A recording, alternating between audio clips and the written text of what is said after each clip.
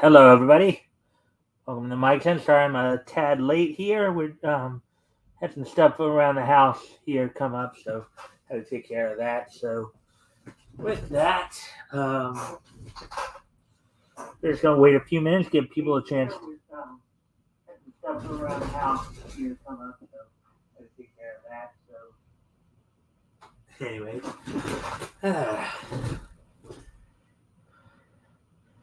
oh yeah. So anyways, I'm gonna give people a chance to come in. So gummy bears bouncing here and there and everywhere. Find adventure that's beyond compare. They are the gummy bears. They are the gummy bears. Life is like a hurricane here in Duckburg. Race cars, lasers, aeroplane. It's a duck blur. Might solve a mystery or rewrite history. DuckTales. Ooh, we've been waiting. I've been waiting. DuckTales. Ooh, and there's a danger out to find you. Would you go and grab onto some DuckTales? Ooh, you've been waiting. I've been waiting. DuckTales. Woo. Far from home, you don't have to be alone. Brave and strong, wind will carry through. It's our destiny. We will be heroes. We'll take the world long as we try. I'll go where you go. Battle Dimension Pokemon. Walking through a crowd in a faceless town, I need to feel the touch of a friend. In the countryside, I wander far and wide. The isolation gets me again.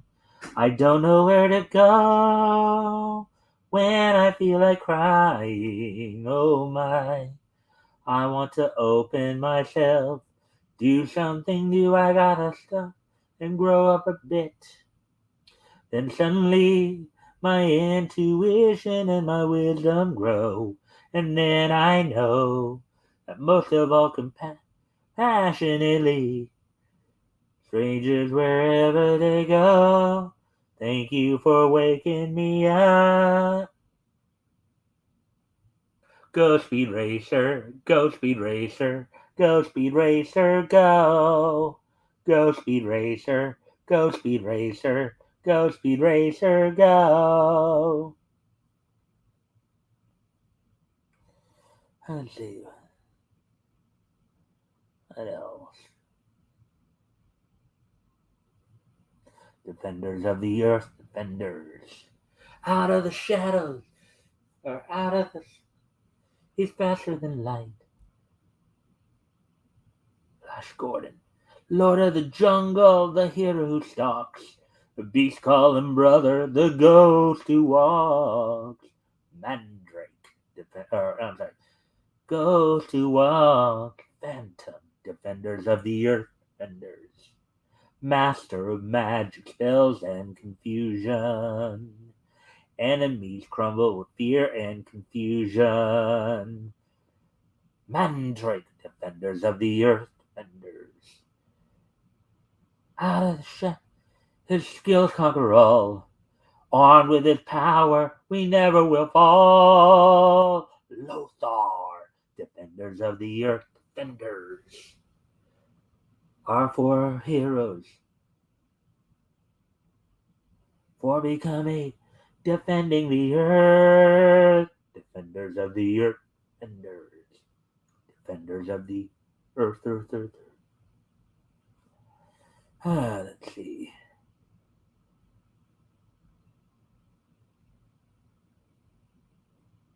Little Audrey says, save a rain for a rainy day. what little Audrey says. Let's see. Casper, the friendly ghost, the friendliest ghost you know, will dance all day and play. Casper, the friendly ghost, the friendliest ghost you know.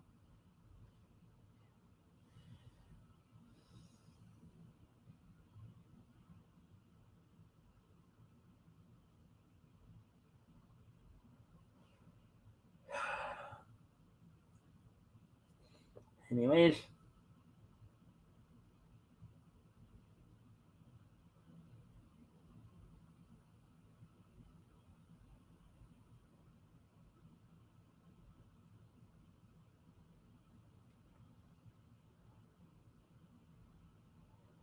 let's see. As we're just waiting around for people to show up here.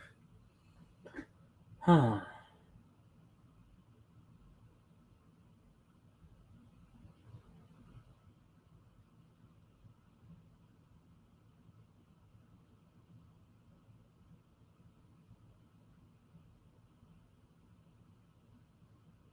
Hmm.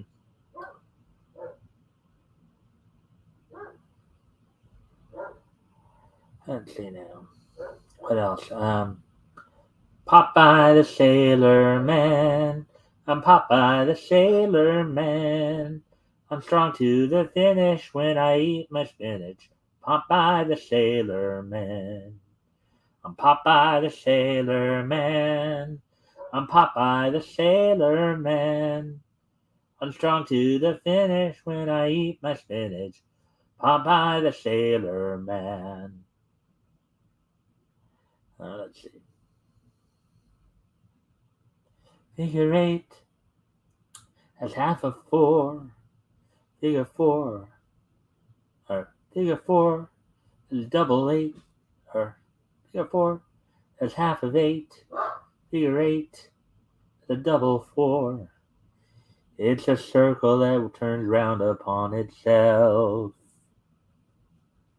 3, 6, 9, 12, 15, 18, 21, 24, 27, 30.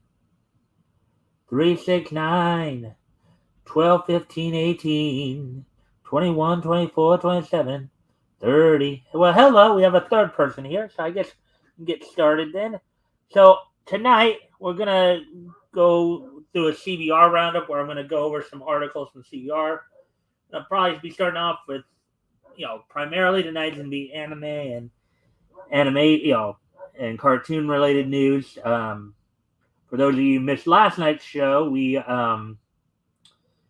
did talk a bit about the passing of Lou Mogan. Lou Mogan, um, who um, who was a comic book writer and historian. He passed away at the age of 68 after a short illness. And then we also did talk about the DC and Marvel releases that will be coming up today. And as I even mentioned on RJ's stream earlier tonight, um, it was an all Bat Family release week this week for DC. As just about every title had something to do with the Bat Family, and it wasn't just Batman either. You had a new Poison Ivy book come out yesterday. Today. You had Harley Quinn title come out, Gotham, among many others here. So they're all pretty much all Bat Family stuff. Um, so with that, we will probably get started here. And as said in the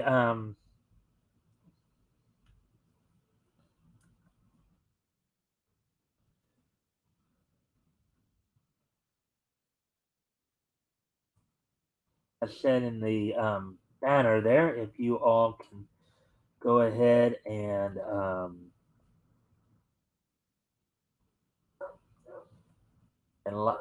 first off, you all can go ahead and like and share the stream, see if we can get some more friendly people in here. Also, if anything here catches your attention, feel free to comment or ask questions. I will try to answer your questions to the best of my ability.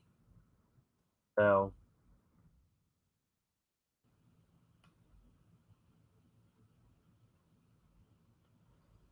with that, why don't we go ahead and get started with our what we're going to cover tonight here?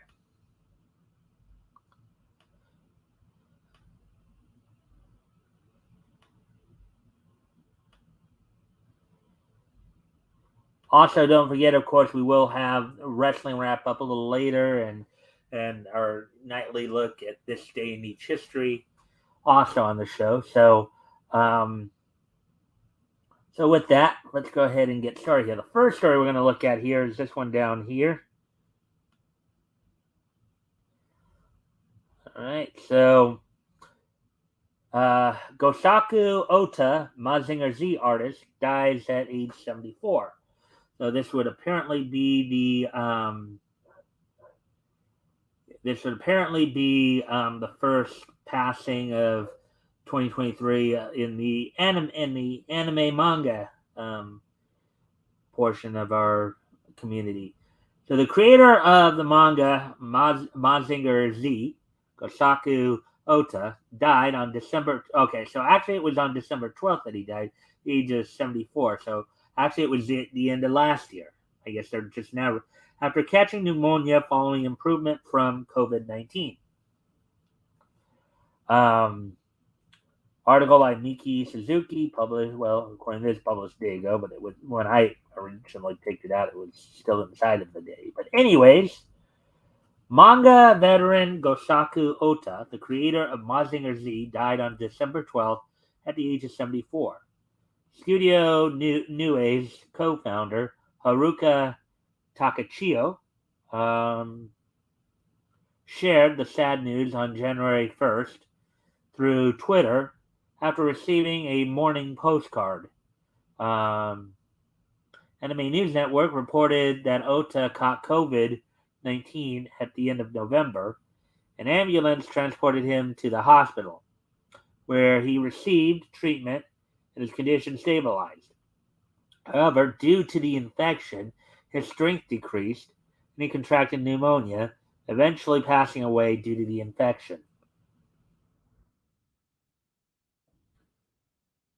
Born in 1948 and raised in Kaminoyama, Yamagata, Japan, Oda worked as an assistant for Shotaro Ishimomori,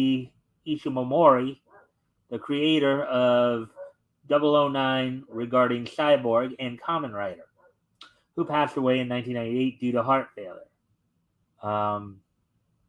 After working as an assistant, he went on to debut as a shoujo manga artist with some of the best-known works, including the manga adaptation of Go Nakai's Mazinger Z, Great Mazinger, UFO Robo Grandizer, Getter Robo Z, and Kotetsu Z.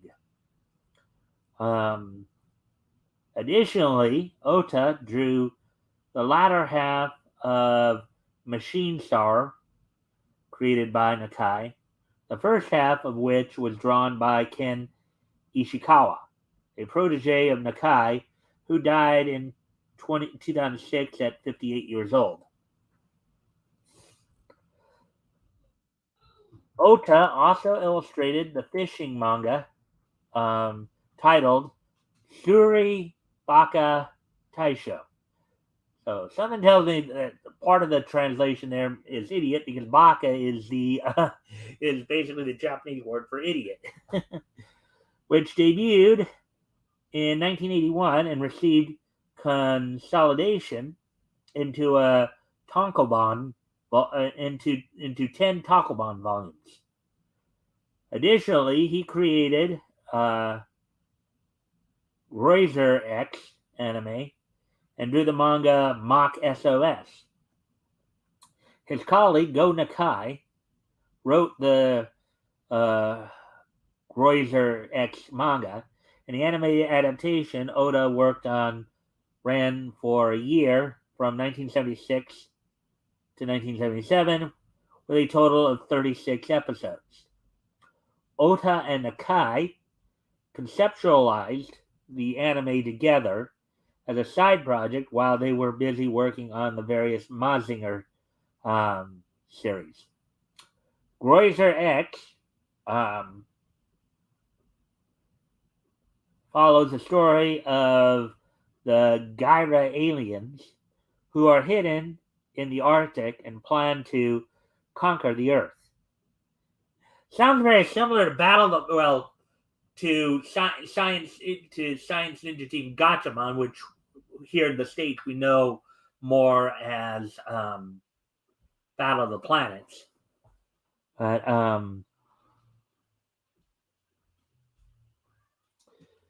let's see. Okay. After being captured and forced to work for the aliens, Dr. Yan creates a weapon called Groiser X, a transformable aerial robot that is 100 meters tall and weighs 1,200 tons, 1,200 tons. Dr. Yan's daughter takes the Groiser X and escapes to Japan, where she meets the pilot Joe Kaisaka, and they fight together against the Gyra invasion. It is unknown at the time of publication whether Ota will have a public memorial. Fans will always remember Ota for his creative works. All right, so anyways, that's that. I'll continue in a moment. I do have to go check something real quick, so I'm going to go off camera here for a moment. I'll be right back.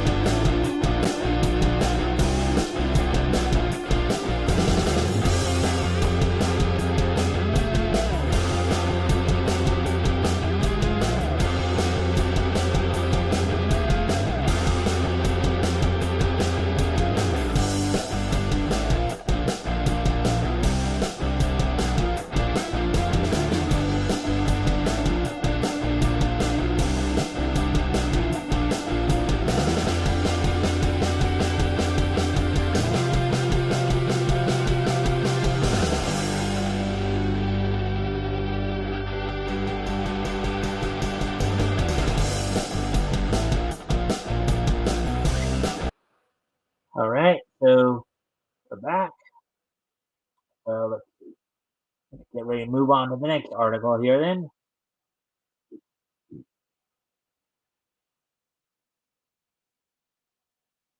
Apparently, somehow, things jumped on me a bit here.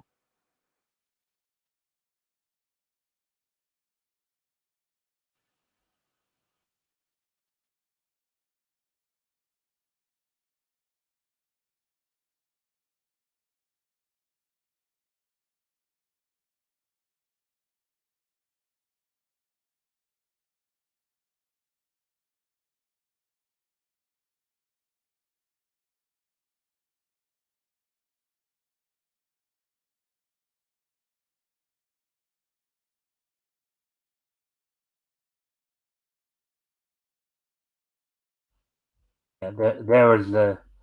All right, so with that,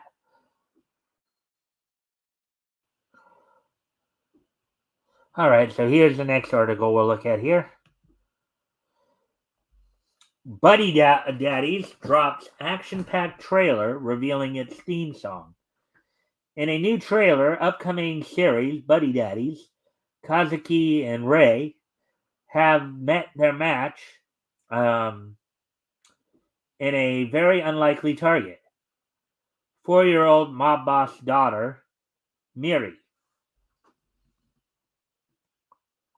Article by Hilary Long, published a day ago. Oh, look at that. Uh,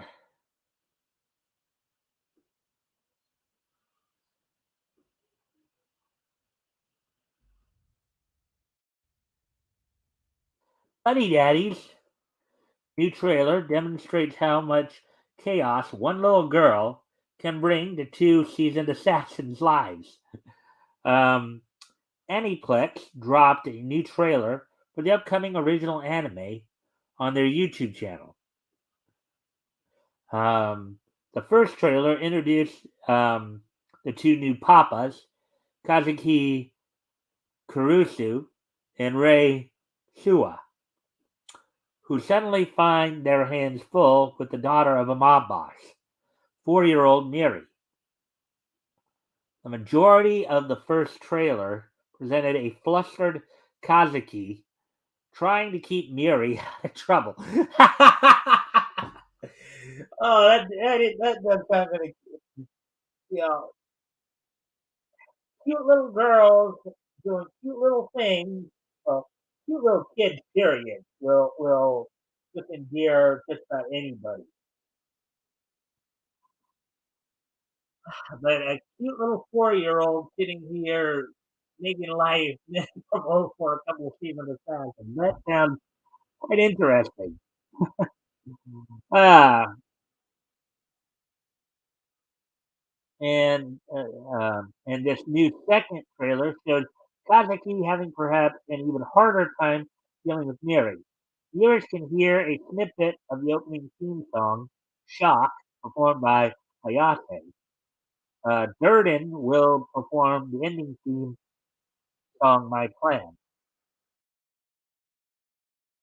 And, and of course, you can probably, if you want to go see the trailer, you can go see it on YouTube. Or the trailer showcases the chaos of parenthood. The trailer depicts the rowdy home life of Kazuki, Rei, and Miri. From Kazuki unceremoniously tossing Miri into the bathroom, to Miri excitedly jumping onto Rei's stomach and wrecking his precious collection of video games. While viewers can see Kazuki and Rei in the element in their element, dodging bullets and broken bottles, and fighting people. They can also see a softer side to them, such as hearing Kazuki yelling, "Gambara! Gambare!" to Miri, her school sports day, at her school sports day, and Miri appearing to console Rei.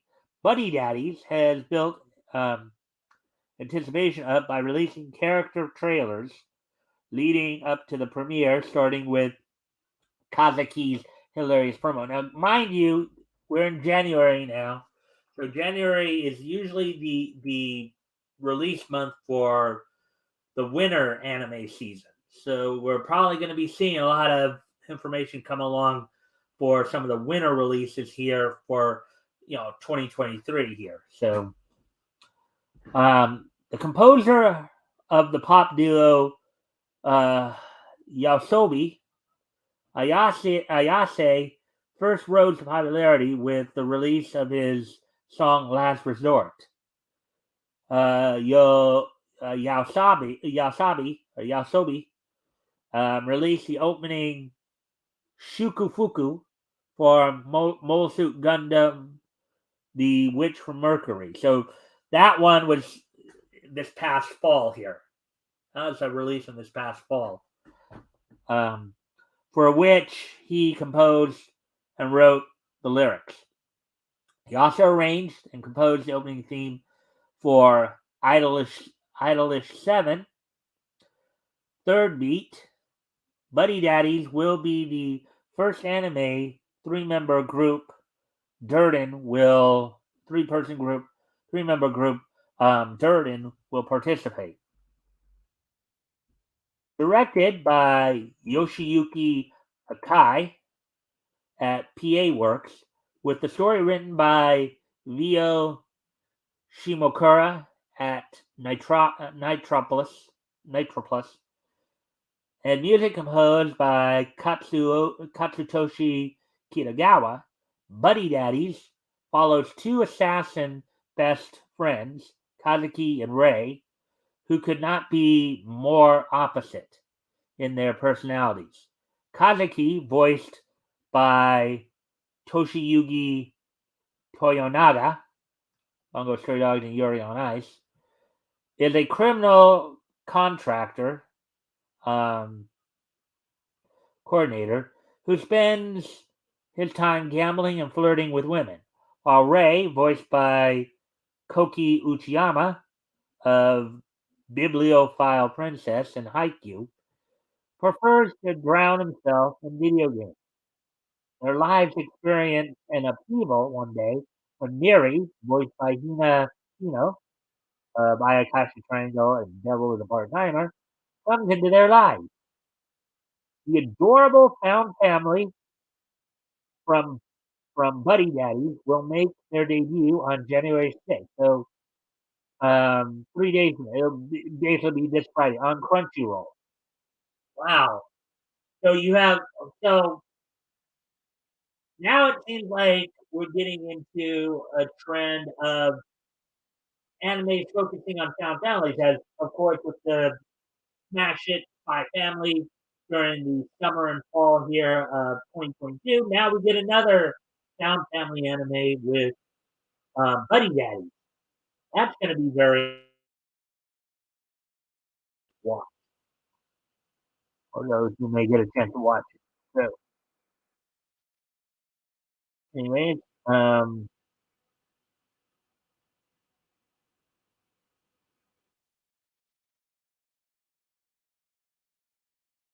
before I do continue on, of course, I do need to step away from the theater again, and I thank the person for like and share.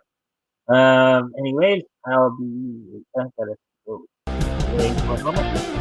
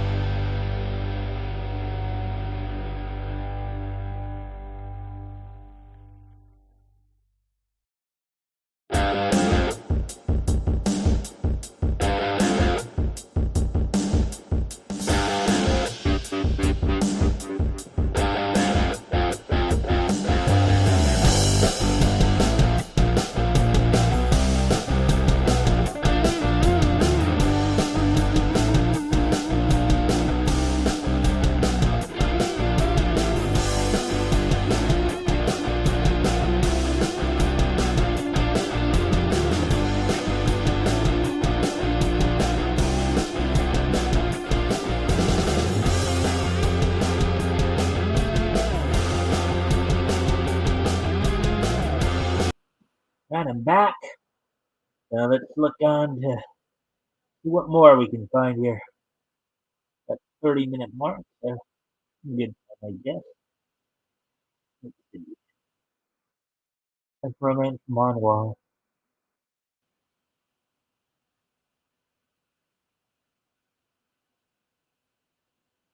Hmm.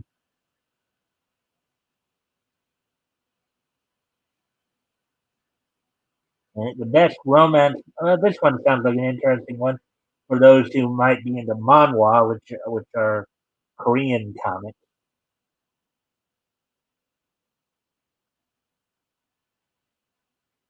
Go ahead and take a look at this one. The best romance manhwa, um, with female protagonists who overturn the story after reincarnation. Destined to die a fruitless or tragic death? No chance. These reincarnated female manhwa protagonists won't leave their lives in fate's hands. Article by Jesse Shu, published 1 day ago. Reincarnation has become a wildly popular trope among Korean manhwas.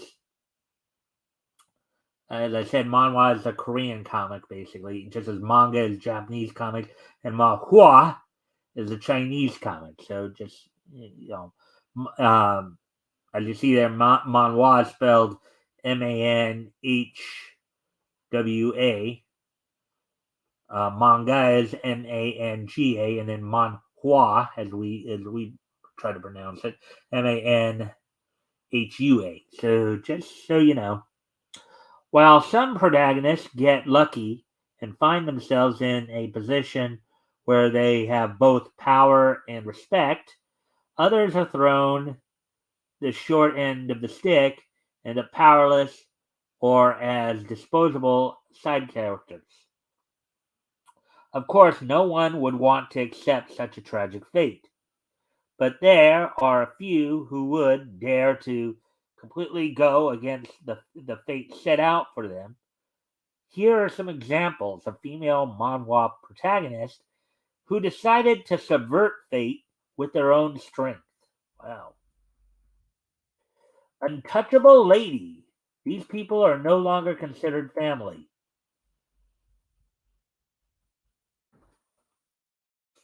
Well, reincarnation is not an uncommon trope in manhwas, but the same person reincarnating multiple times is certainly less popular. Untouchable lady protagonist Elise Inoden um, has always craved the love of her family. Throughout her 7 instances of reincarnation, she has always done what they asked and sought their approval, even to the detriment of her own health. But each and every time, her family betrays her and throws her away like garbage. Ouch! Ouch! That's nasty.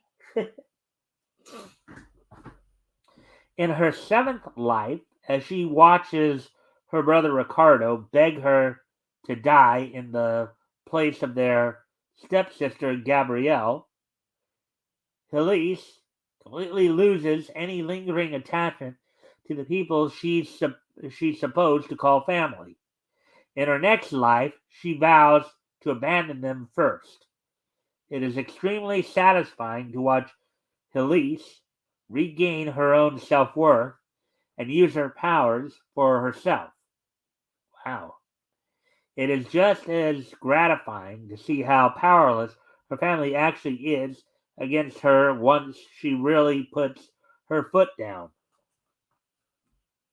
Wow, that does sound like a very interesting manhwa to get into, story to get into. Secret lady standing up against politics to save the family. Hmm.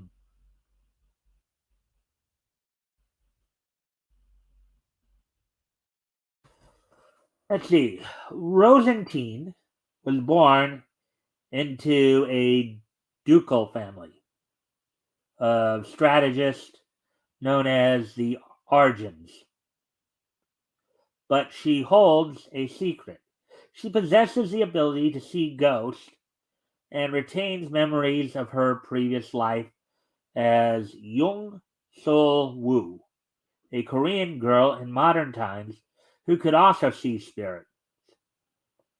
This ability is considered outlawed in her current life, but when her beloved sister becomes possessed by a ghost, Rosentine has no choice but to ally herself with the second prince, Prince Chartis, and save him from death with her ability. The story of Secret Lady is thick with political tension and heavy with mystery.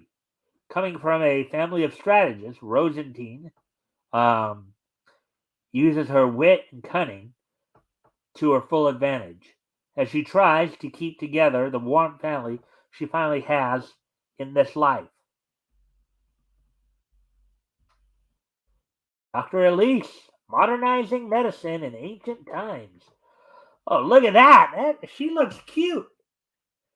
That looks like a cute doctor.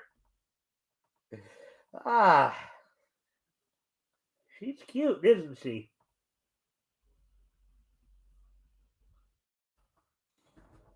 In Dr. Elise, Song Ji Hyun um, is a genius doctor and the youngest appointed lecturer at Seoul University.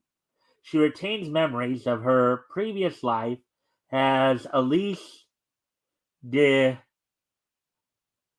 Clarence, a love obsessed woman, but when an accident catapults her back into that life, Elise decides to turn her situation around and use her modern medical knowledge to better her current world. Dr. Elise contains a protagonist who would usually be considered overpowered, but the story remains realistic. Elise may have the necessary medical knowledge, and the path to becoming a doctor is not easy for a woman in ancient times. Yes, this story somewhat reminds me of the manga anime, the story of Sankoku, um, where there was somewhat where you had the particular element of the idea of in ancient times in the past, what the woman's role in society was, you know, because in the story of Sankoku, you had the protagonist who was wanting to become a public servant, but at the time it was not necessarily allowed or considered normal. So let's see. Other medical practitioners don't simply trust her with all new methods and knowledge. This is definitely in line with how medicine has developed in modern times. Not through the words of one person, but through continued testing and research. And even in a live action scenario, you could see that was also kind of the case. Some of you might remember from the 90s, Dr. Quinn Medicine Woman. That starred Jane Seymour about, a woman who was raised in Boston who had wanted to follow in her father's footsteps and become a doctor and had to overcome, you know, a lot of the prejudices of the day about women being able to become doctors. So, um, yeah. So let's see. New theories in medicine are rarely immediately accepted by the wider medical community, and Dr. Elise does a great job portraying that. Yes, we saw that. As I said, we saw that, and for those of you who ever saw Dr. Quinn Medicine Woman, you probably would remember that as well. Let's see.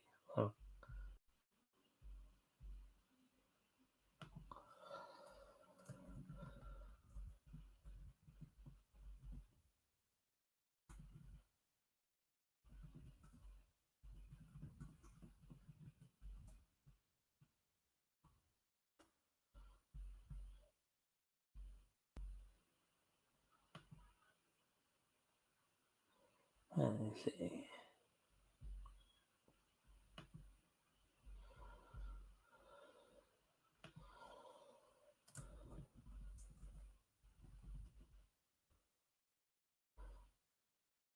you go.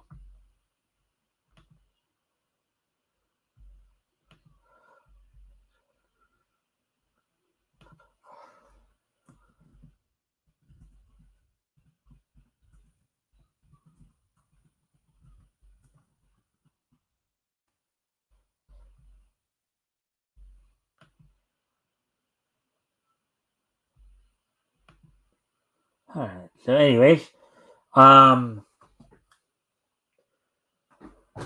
let's see. Continuing on with the article here, the reason why Rayalina ended up at the Duke's mansion.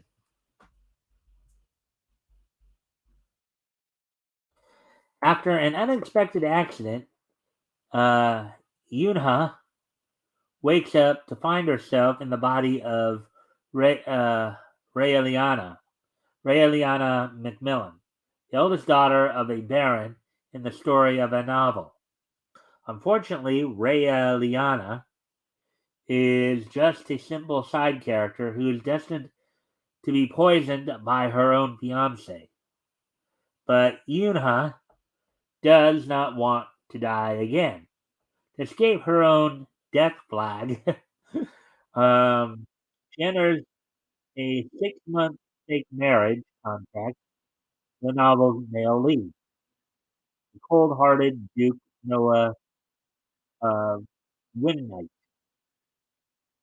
Unlike many other reincarnation manhwas, um, let's see, the reason behind Yunha's death in her first life wasn't just because of a freak accident. The mystery of it is woven throughout the rest of the reason why Rayaliana ended up at the Duke's mansion, as she tries to subvert the fate set out for her in the original novel. Watching female protagonists turn their fate around is a satisfying process to behold. Each of these manhwa characters are smart and courageous in their own way and are an inspirational show of personal strength. Yeah, these do sound like some interesting stories there.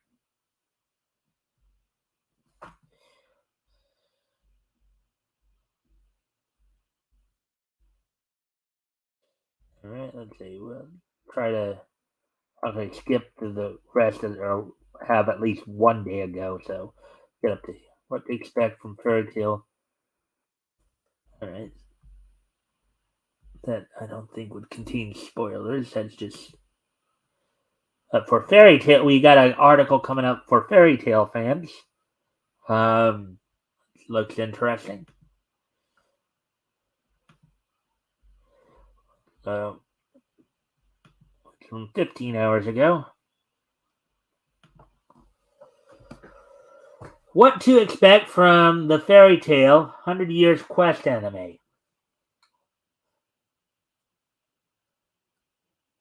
Fairy Tale sequel manga is expected to receive an anime adaptation soon. Here's everything anime fans need to know about the series going in. Article by Mark York, updated 15 hours ago.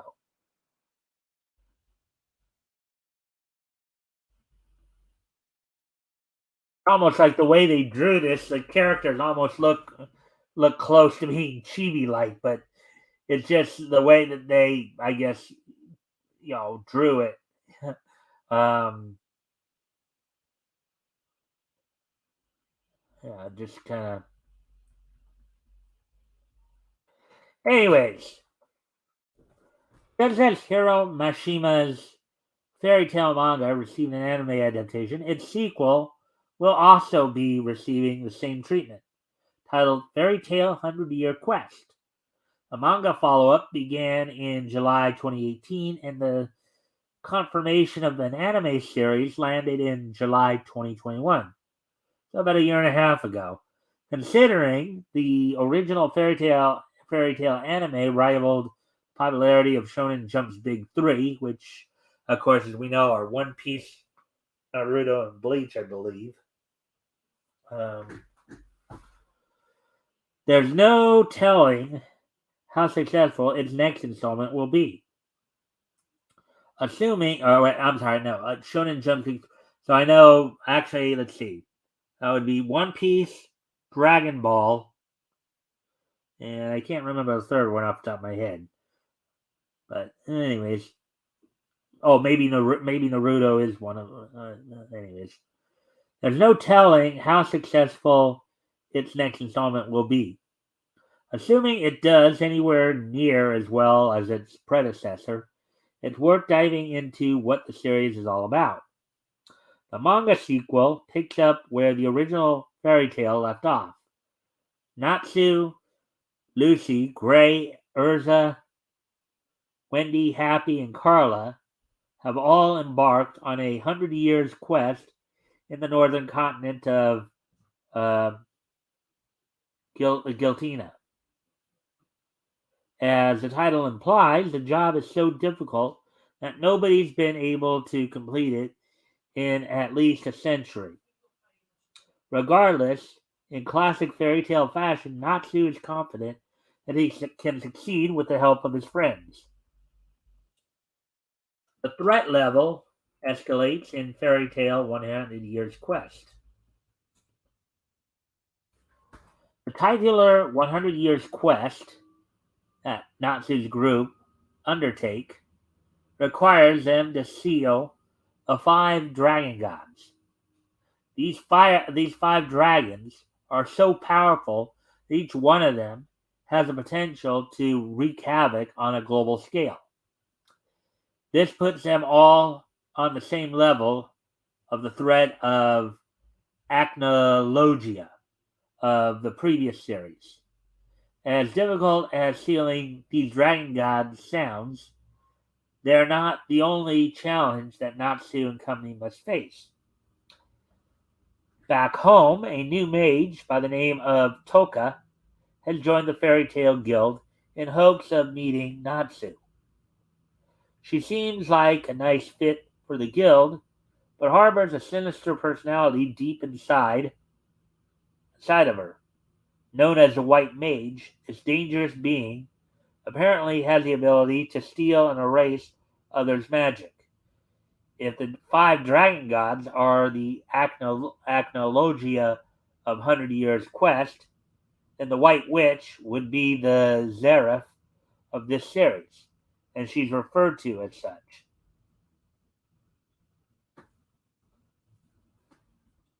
As it as if all of this wasn't bad enough, there is another major antagonistic faction in 100 Years Quest. While trying to seal the five dragons, Natsu and his friends find themselves at odds with uh, Diabolos. This Giltina-based guild is comprised entirely of members who gain their abilities by either eating dragons or cannibalizing other dragon slayers. Naturally, they've developed a craving for dragon god meat, since the goal is to seal the dragon gods and not quote unquote slay them. Natsu and his friends would like to complete their task as assigned if they can help it.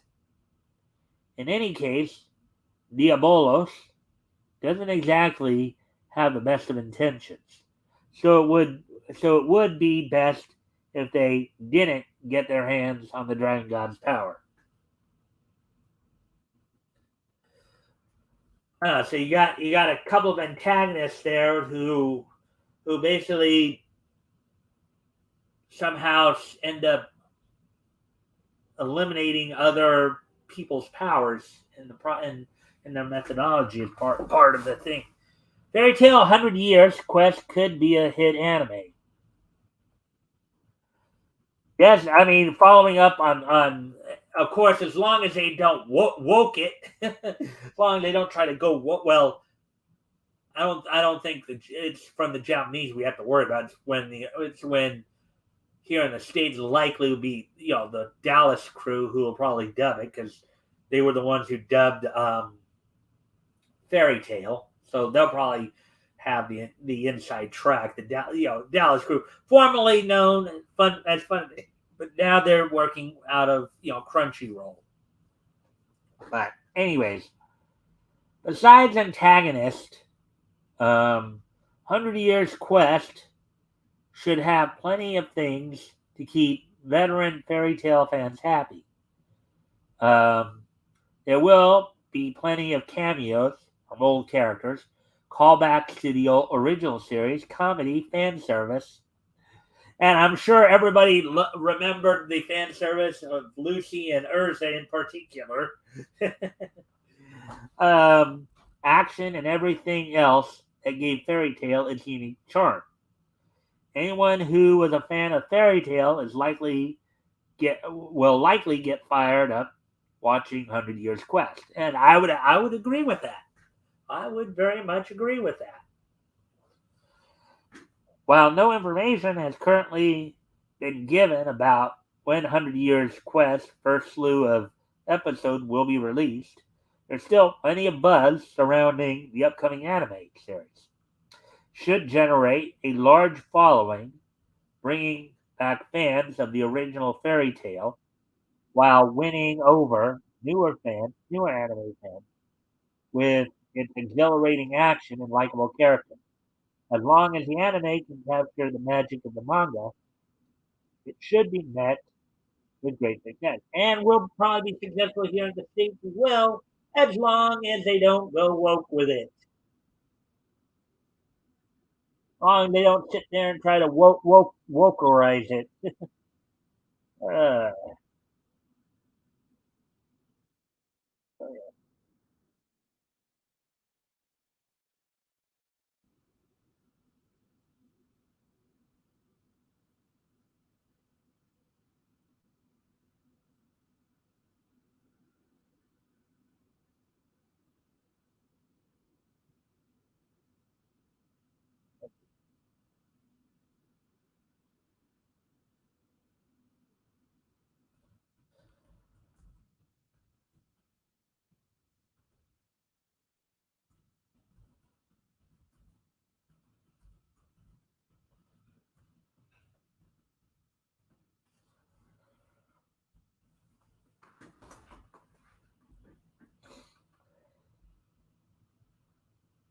right, so let's see now.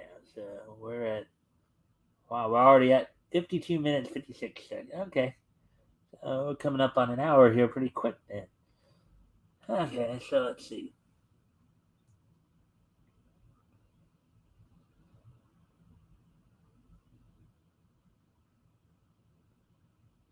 That sounds like a spoiler.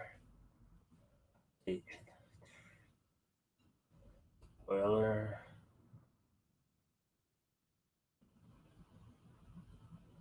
All right, this is a little profile piece right here. The best new and ongoing manga to read from 2022.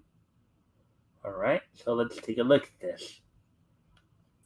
2022 has been an outstanding year for new and continuing manga series of all genres for interested readers to try out. Here are 5 of the best. Article by Lewis Kinmer, published 12 hours ago. And of course, I put this information out there for you guys, so if you should decide you want to check these out, you can. Um, 2022 was an outstanding year, not just for new and returning anime series, but also for manga, many of which tie into the best anime of 2022. Manga readers had plenty of fiction to enjoy across all genres this year, which either introduced or continued many must read titles, especially for shonen. Interested readers can try out some of the best manga from 2022, either as standalone stories or the continuation of a popular anime. Other great manga series from this year also serve as an introduction to some wonderful new anime coming out in 2023's winter lineup. So devoted, fans can enjoy the story both ways. My Hero Academia's manga is reaching its long awaited endgame.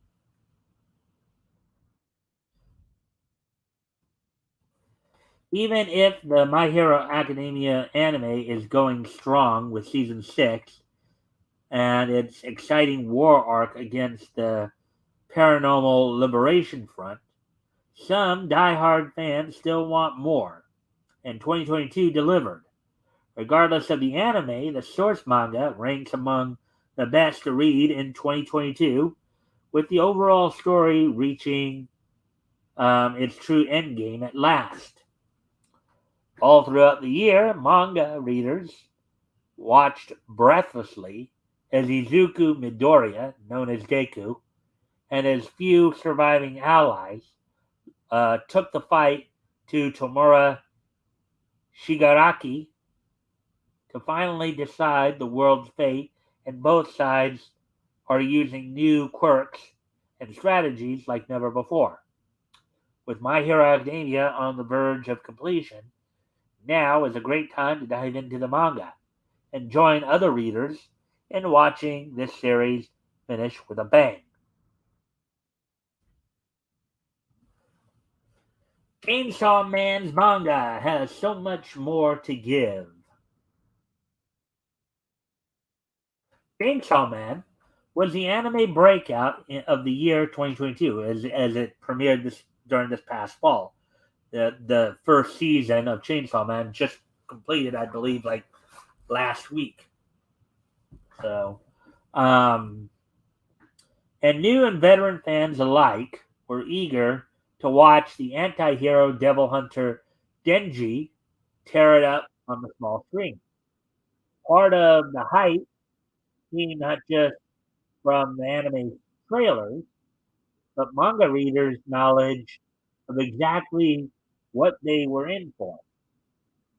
They were proven right when Chainsaw Man anime became a smash hit, but the season will only be a scant 12 episodes, far from the complete story. Luckily, anime fans can turn to author Tatsu Fujimoto's ongoing manga to get the whole story and revel in its unique art style and bizarre storytelling after season 1 ends. The best is yet to come, including the arrival of Rize and Santa Claus in the International Assassin part. Santa Claus! Oh, you got Santa Claus in Chainsaw Man? This gonna seem interesting, doesn't it? I wonder what their impression or interpretation of Santa Claus is gonna be. Maybe they figure him to be more of a bloodthirsty assassin since he wears a big red suit, right? uh, let's see. And anime only fans won't want to miss it. The most recent chapters have even included a brand new heroine with a terrifying new devil sitting on her shoulder, so to speak. Excuse me a moment. I need to step away. Peter, I'll be right back.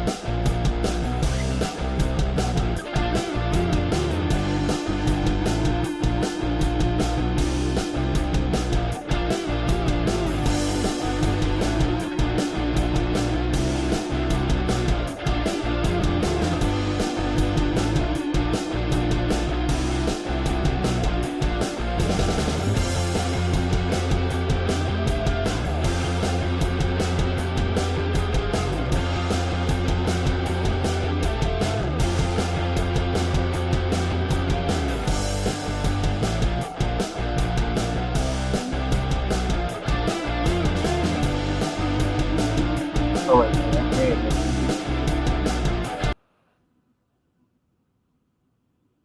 wait, Woody. Hey, Woody. You're cute. Uh, hey, Woody, thanks for dropping in. Um, anyways, my sister had called me, so I needed to go see what she was wanting.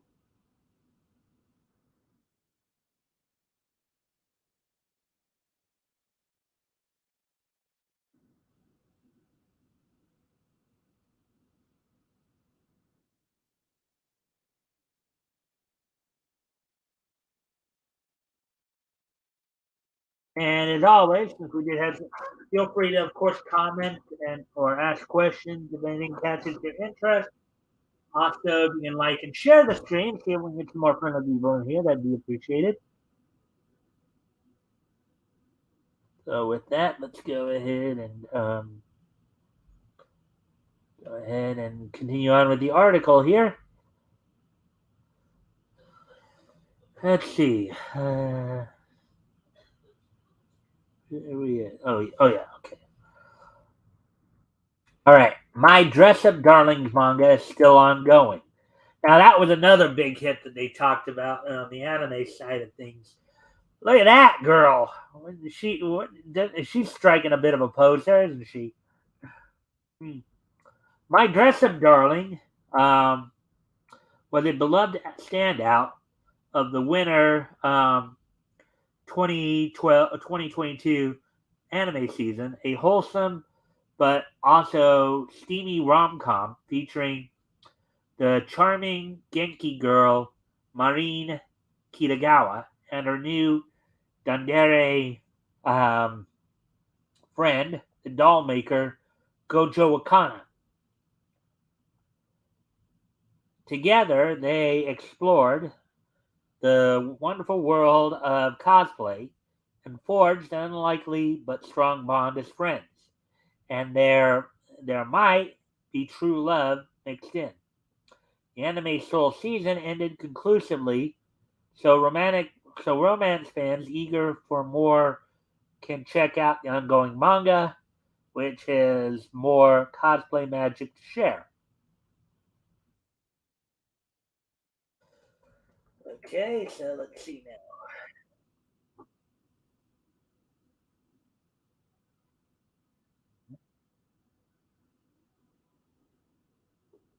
On here. Masho, Magic and Muscles manga will preview winter's 2023's most enchanting anime. Marshall, um, Magic and Muscles is slowly but surely picking up traction as the quote One Punch Harry Potter unquote a comedy fantasy manga about a boy named um, Nash Burn Dead.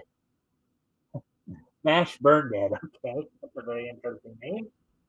Who makes up for his lack of magic with superhuman physical feats. Mashal um, published many more volumes across 2022, further developing the story and expanding its cast of students and villains alike. Anyone who's in the mood for offbeat comedy is bound to enjoy Mashal's um, ongoing manga, and it releases new volumes frequently, too. The manga may serve as an excellent preview for what the 2023 Martial anime will have to offer. Kubo Won't Let Me Be Invisible is perfect for Komi fans. I believe they're talking about Komi can't communicate. Yes, that's exactly what they're talking about. Fans of Komi can't communicate and Horimiya are encouraged to try Kubo. Won't let me be invisible, which like Mashal inspired a 2023 anime of the same name. This easygoing, innocent rom com showed what happens when the popular girl Kubo reaches out and befriends the total wallflower, Shiraishi. and together they will grow much closer as a little more than friends. Kubo still has her shy side, though so her budding romance with Shiraishi will advance in modest, adorable steps as they figure out their young love together. The Kubo manga only recently got a print release in the West, but it's updating rapidly and may soon catch up to the digital Kubo release on the Manga Plus app. All right, so sounds like some pretty good manga if you're into manga reading. Sounds like some interesting stories there. Anyways,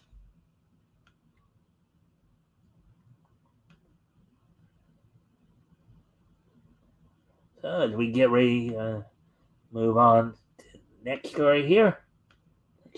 Next potential article. Let's see. Try to go through these a little bit.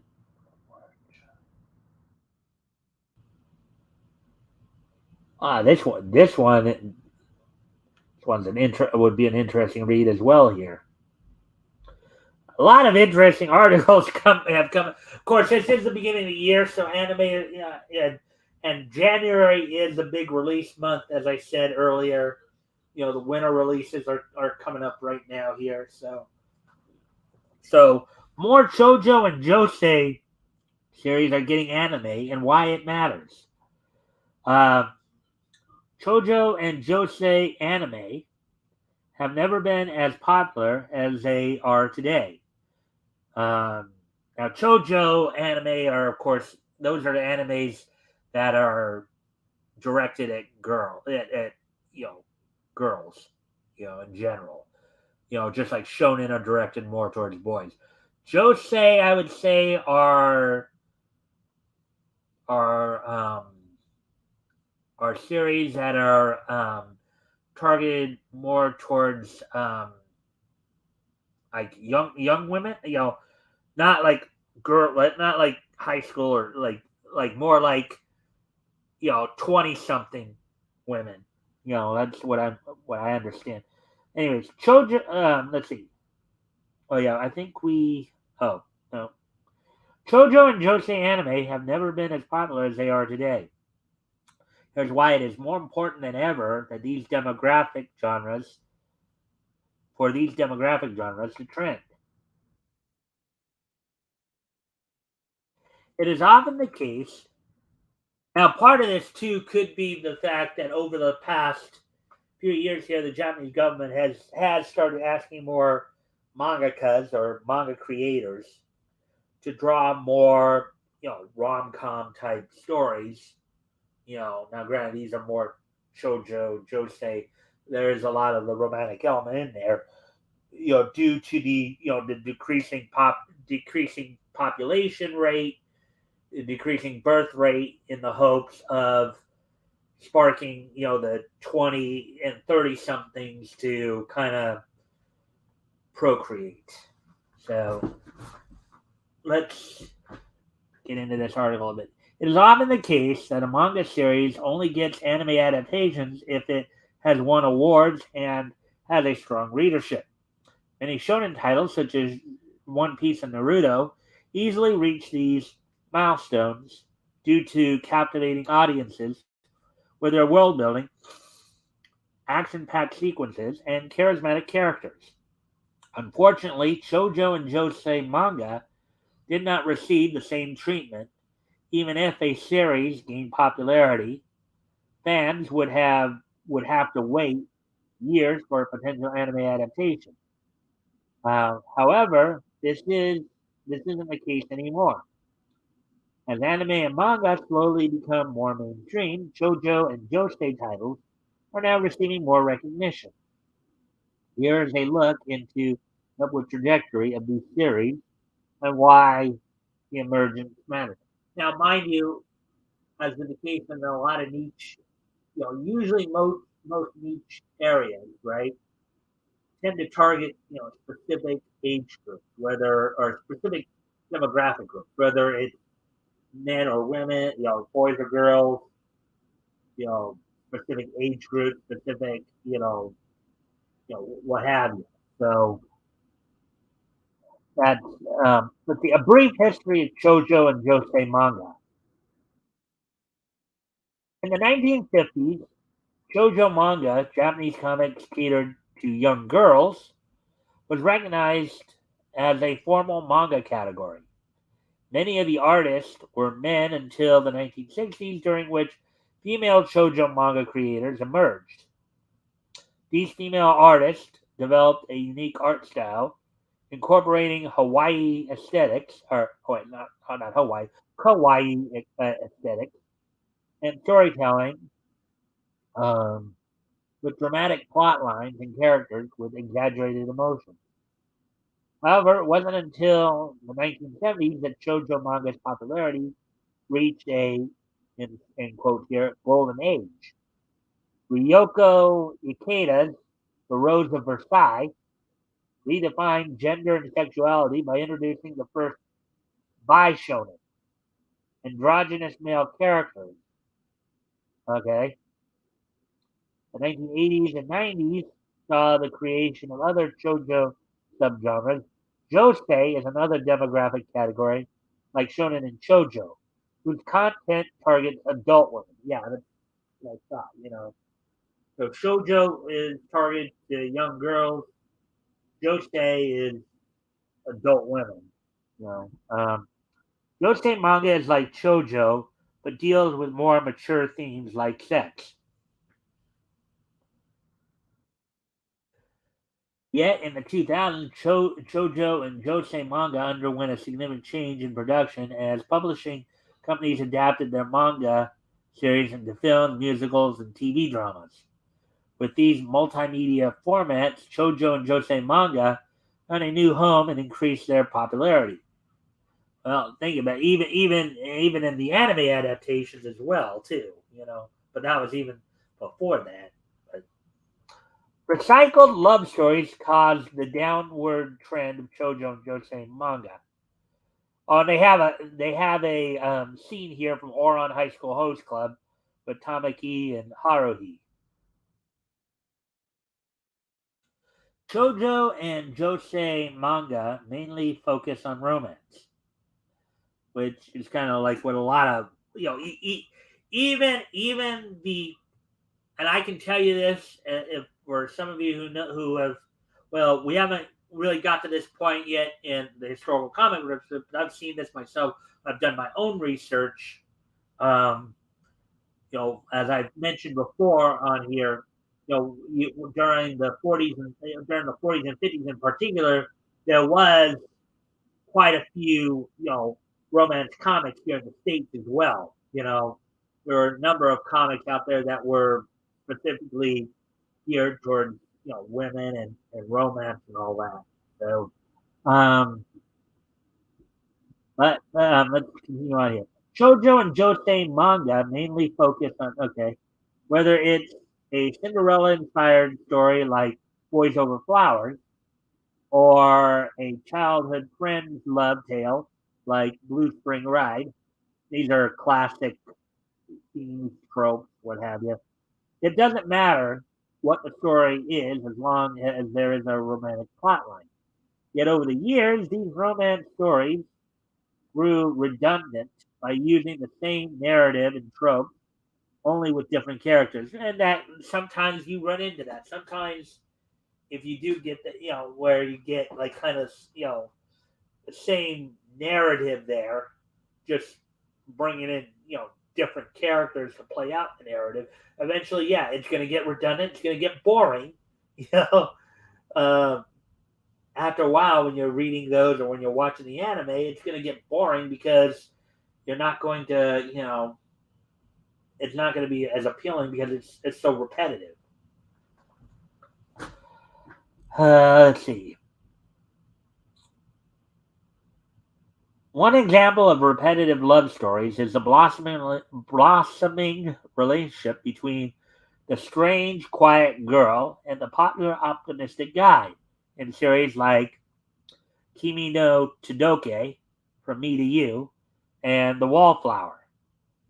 Yeah, I think I remember seeing the Wallflower. And that one was also kind of a reverse harem one where the Wallflower was a girl and she was being courted by four guys. So um, both series have female protagonists who look like the grudges Sadako, making them unapproachable to others. Yet, with the help of the popular male student, um, the heroine learns to love who they are and befriend others. Fans have seen this type of romance narrative often, with only minor changes, like in Say I Love You and Princess Jellyfish.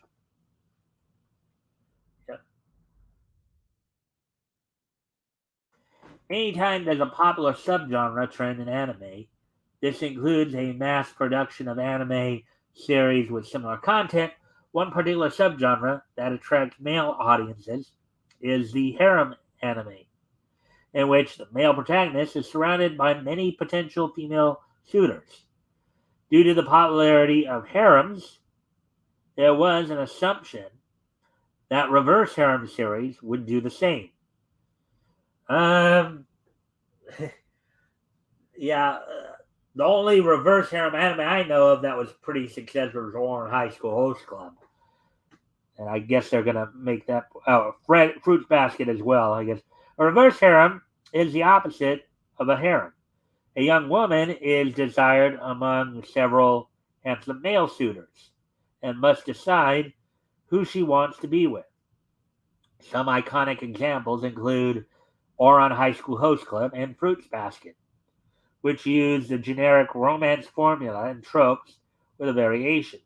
Still, its popularity comes from the charismatic and charming male protagonists who fill ideal guy types in women's fantasies. Yes, I remember they made a big deal about this in Oron as well. It's like you had the Prince character, you had the Glasses character, you had the quote unquote twincest, you had the little lowly boy, and you had the strong silent type. So, so yeah. Um, let's see. Shoujo and Josei manga have also remained conservative regarding gender roles. The female protagonists portray a timid damsel in distress role and seek the guidance and chivalry of their male counterparts. These series convey to readers the roles men and women play in society. Some viewers may find these gender norms uninteresting, as it does not fit with the changing times and worldviews of today, which could be true. But you're still going to have enough of an audience there who still believe in the more traditional roles and roles being played out. The reemergence of strong-willed and assertive female protagonists. Oh, this scene's from Nana, not Nana 707. I'm talking about Nana, which was a cool anime as well about two girls and befriend each. A lot of rock music involved too. So, anyways, there has recently been an increasing trend of shoujo and josei anime adaptations. One particular reason is the success of shonen-based romance series like Horimiya and Romantic Killer. Those series broke gender stereotypes by crafting strong-willed and independent female characters like Kyoko Hori and Anzu Hoshino.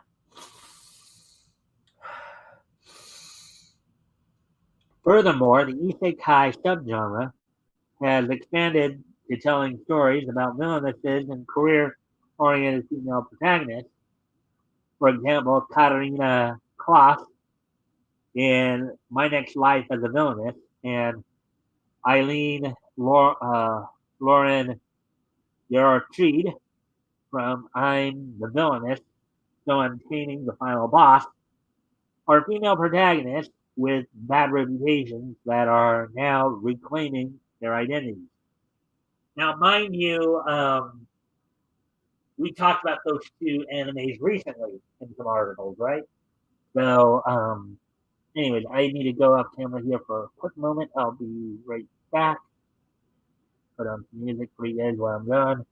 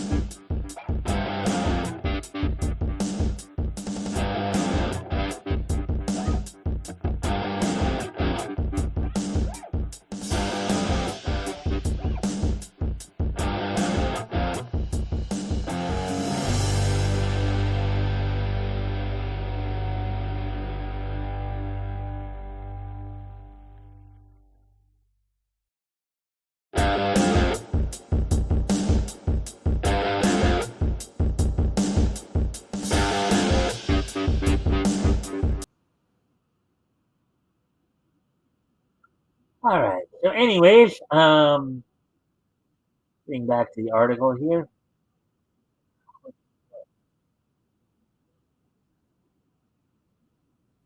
All right. So, there's reason.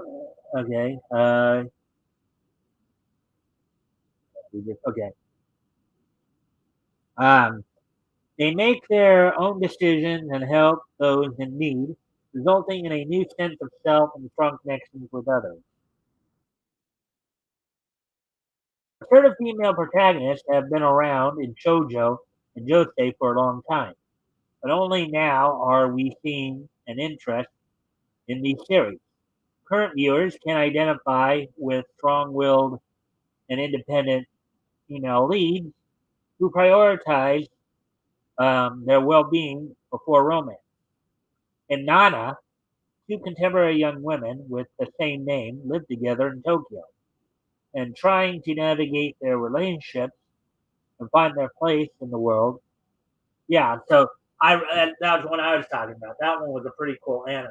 I I highly recommend that. If you haven't seen that one yet, I'd highly recommend that. And Snow White with the red hair, Shirayuki gets the opportunity to be an herbalist in Zen's palace, and help her palace friends. Due to the recent popularity of shonen rom-coms, it isn't a surprise that there is a growing demand for shoujo and josei anime with similar storyline elements. 2023 will see more shoujo and josei anime, such as the Iceman and his cool female colleague.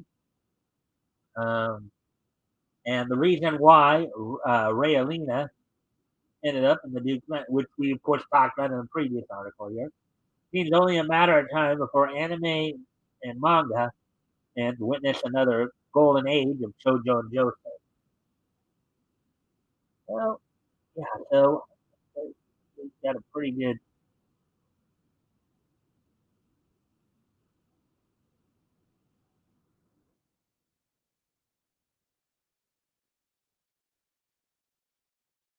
There just are so many good articles here, but we are running a little short on time here, so I'm gonna go ahead and start winding things down here a bit. But we got through quite a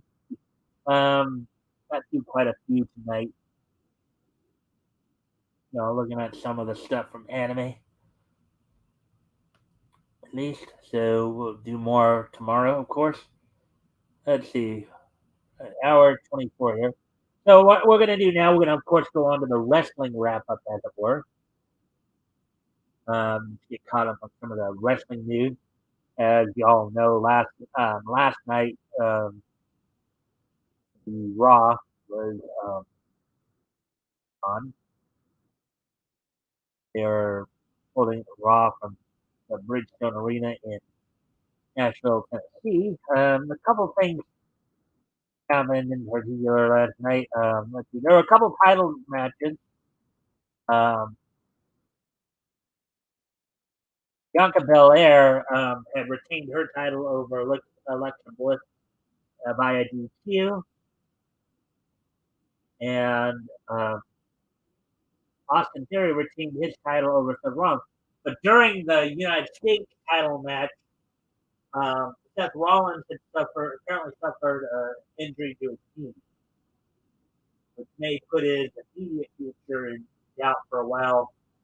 As they actually had to throw up the X sign, so which is a sign used in in professional wrestling when somebody is actually legit hurt and not just selling an angle that that's a shoot injury.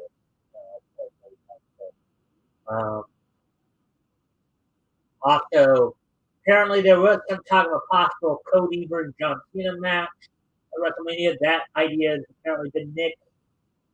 There's still talk of a possible Logan Paul John Cena match at WrestleMania. Of course, coming back down to the idea of uh,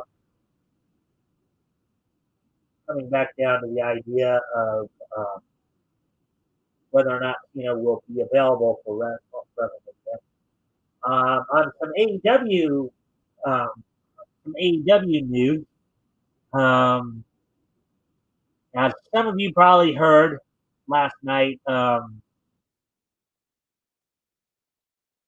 Monday night. Now, normally we don't do sports stories, but granted, whether wrestling aside from pro wrestling, of course, I think a lot of people call it sport or sport, but I don't cover mainstream sports stories. But as everybody probably had heard by now, Buffalo Bill safety DeMar, I think his last name now, but the Buffalo Bill safety collapsed after a hit. Um, some people, there are some people suggesting it may have been what they call commodus cordis, which is sometimes if you strike a person's chest or chest at just the right moment, you can give them a heart. You can basically give them a heart attack. Where that might have happened to this guy, but the reason we're talking about it is uh, because Chris Jericho of AEW donated a grand total over two $5,000 donations, contributed a total of $10,000 to a GoFundMe campaign that was set up for the safety recovery. So, so, so that shout out to Chris Jericho for doing. Granted, he's right now one of the more hated villains in AEW, but real life it just shows what a class act of a man he is. So, do that. So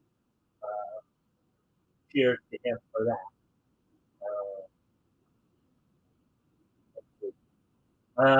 Also, for AEW tomorrow night, AEW has Dynamite, and we also will talk a little bit about New Japan's Wrestle Kingdom, which will also be happening tomorrow night. For the Wrestle Kingdom news, um, there has been some more news coming out about that.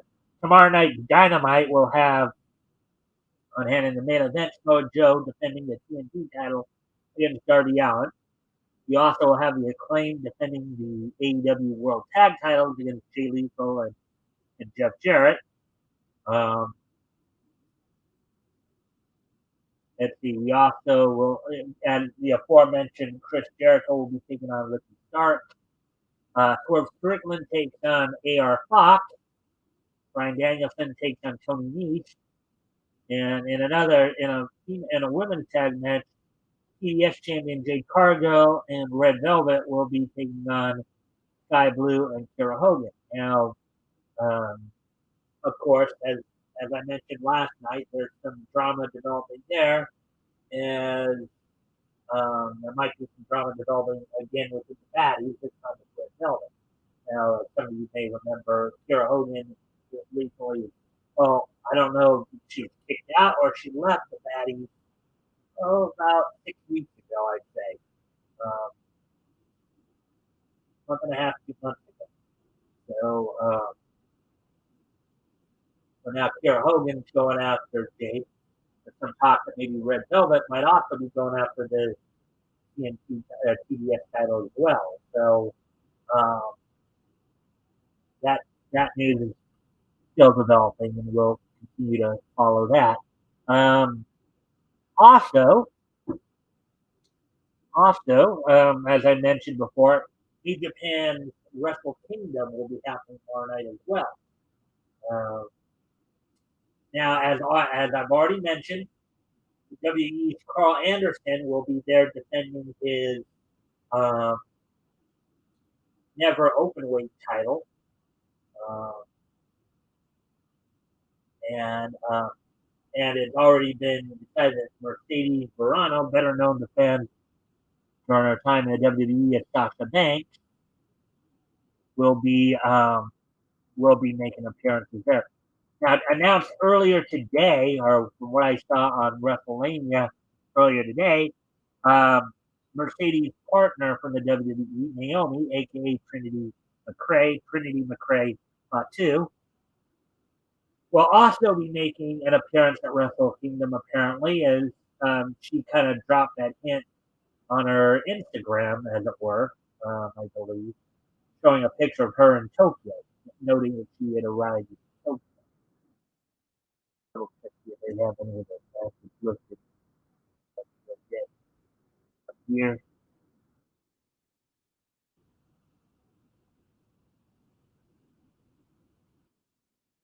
Tomorrow night will also, as I said, will also be, and as with the case in New Japan, they generally do like touring shows, as it were,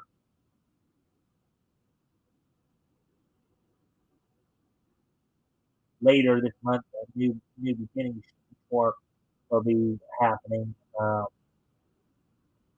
But Wrestle Kingdom at the Tokyo Dome coming up tomorrow night, which we'll see. All right.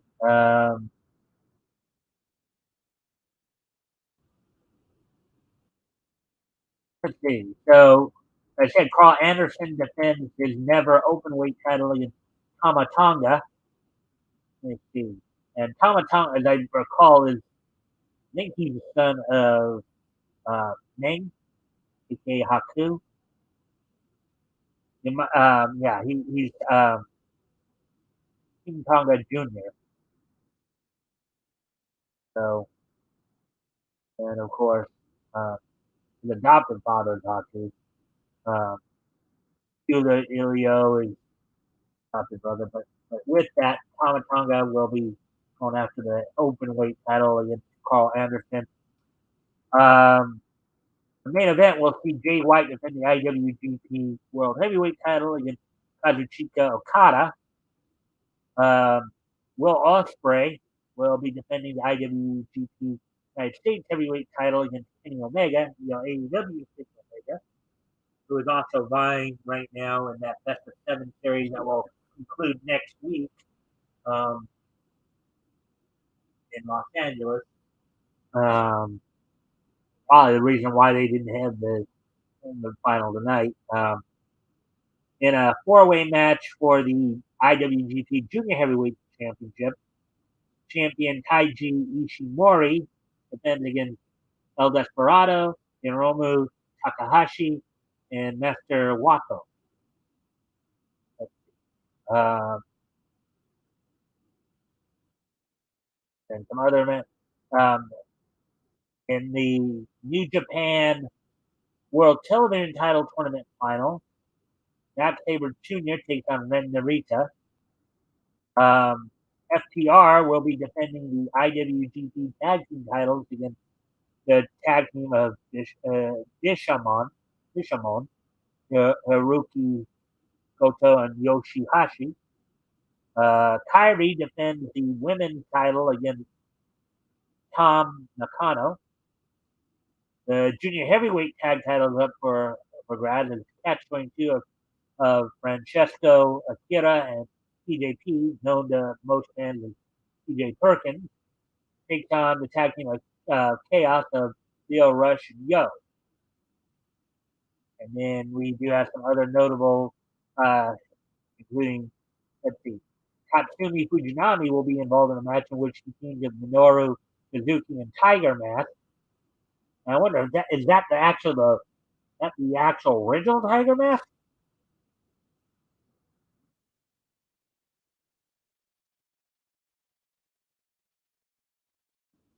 I don't think it's the original. No, might not be the original Tiger Mask.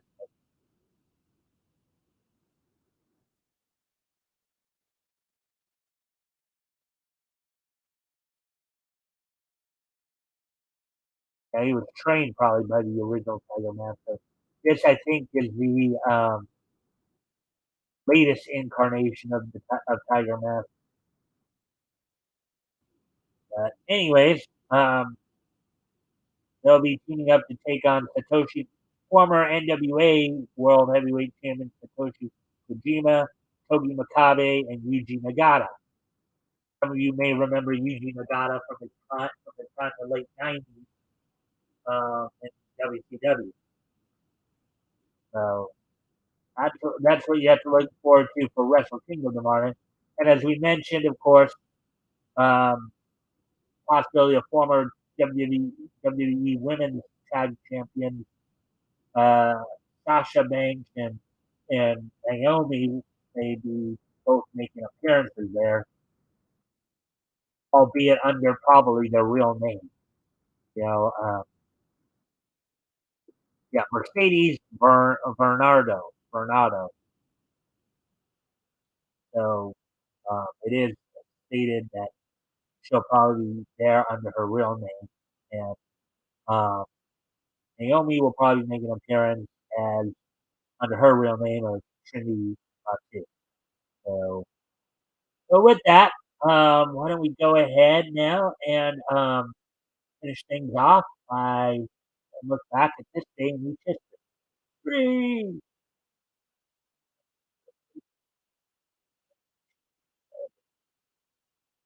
All right, well, today is January 3rd, 2023. So let's take a look back at this day in week history. So first off, we're going to head back 75 years ago, and on this date, 75 years ago, the Warner Brothers cartoon Gorilla My Dream, starring Bugs Bunny, premiered in theaters. Um, on this date back in 1948. Um, of course, a Looney Tunes theatrical animated short directed by Robert McKimson, written by Warren Foster. Story is a parody of many jungle films that were prominent in the 1930s and 40s, which often featured gorillas extensively, though not always behaviorally accurately, most notably the Tarzan film. So on on this date back in 1948, 75 years ago today, Gorilla My Dream, starring Bugs Bunny, the Looney Tunes animated short, premiered on this date theater. So now get ready to move on to the next piece of beach history here. We head to 1963, 60 years ago today, for our next stop. And on this date in 1963, from Marvel under the name Newsstand Publications Incorporated, um, released the 75th issue of Gunsmoke Western on this date back in. Now this particular book went through a number of different titles, including Black Rider, but on this date, the 75th issue of Gunsmoke Western went on sale. It was a bi-monthly book, featured Kid Colt Outlaw in it. It was, my guess, a Western type anthology. It was 12 cents and it was 32 pages. Of course, The late great Stan Lee was the editor on it. For the cover credit, Jack Kirby did the penciling on the cover with Dick Ayers doing the ink for the cover. So there we go with that. Let's see, 35 years ago, and now finally on this date, 15 years ago today, back in 2008, the first season of the anime Rosario Vampire premiered on Japanese television on this date back in 2008. So 15 years ago today, the the Gonzo Studio produced anime Rosario Vampire premiered on this date back in 2008. So there you go, everybody. And I thank everybody for being here tonight. Hope to see everybody back here tomorrow. Catching this on the replay. I hope you found the information informative. Um, let's see. Tomorrow night, we'll continue our news coverage tomorrow night. Also, also, we will be also, of course, on Friday. I'll have Tim Olson coming in with me to do for the historical comic retrospective, which we're starting our coverage in August 1939. We'll be covering books that went on sale for DC Comics in August of 1939. Um, we'll be looking at Batman versus Vampire, Batman, and the Tex Thompson story. So hope everybody will be back in. And then, of course, Sunday will be our weekend edition panel discussion. So I hope everybody's back here tomorrow night and every night we're on. So till then, bye.